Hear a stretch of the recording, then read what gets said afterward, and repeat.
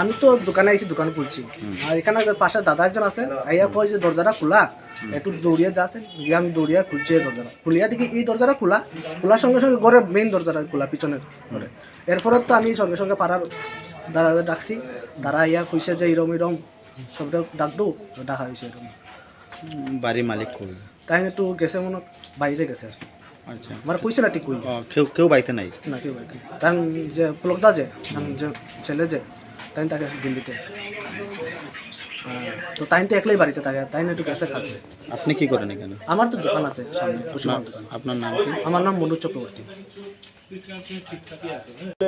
আমার শালাবাবু সকালে দোকান খুলতে আইছে, তো দোকান খুলিয়া যখন এই বাড়ির চাবি থাকে, গেটের চাবি, তো গেটের চাবিটা খুলিয়া যখন ভিতরে সে ঢুকছে জল টল বা কিছু একটা নিতে, তখন দেখতেছে আইয়া যে এইখানে দরজা ভাঙ্গা, এখানে তালা ভাঙ্গা, তারপরে পিছন দিকে দরজাটাও খোলা।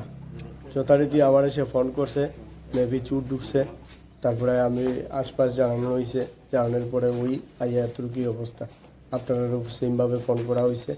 হ্যাঁ, না না, আপনার কি মানে কি নিছে আপনার এখান থেকে? তো এক্স্যাক্টলি আমি কিছু কইতে পারতাম না। বাড়িতে কেউ আসিল না? বাড়িতে কেউ আসিল না। তারা কই গেছে? কাকিমণি গেছিল একটু আত্মীয়র বাড়িতে, হ্যাঁ, পরশুদিন গেছিল। ওই বাড়িতে থাকে কয়জন?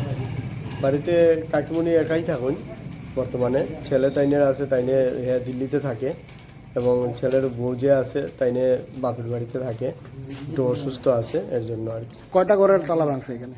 এখানে তো একটা দুইটা তিনটা রুমের তালা ভাঙছে।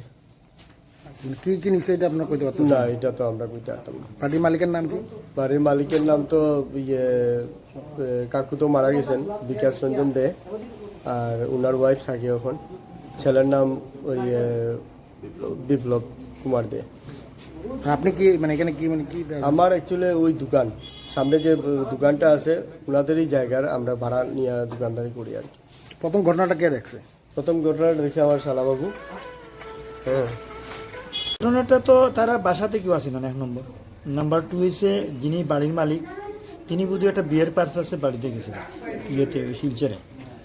তো বাড়িতে একা থাকাকালীন গত পরশু দিনে গেছে, তাই না? গতকালকে রাত্রে এটা ঘটনা রয়েছে। একা পাওয়ার পরে ঘর ভাঙছে, ভাঙিয়া সবটাই ঘরের তালা টালা ভাঙছে, অনেক কিছু দেখছে। দেখার পরে কাগজপত্র, তারপর কাপড় টাপড়, বিভিন্ন ধরনের সুটকেস আছে, আলমিরা আছে, সবটি তালা টালা ভাঙছে, কিন্তু কোনো কিছু নেই নাই।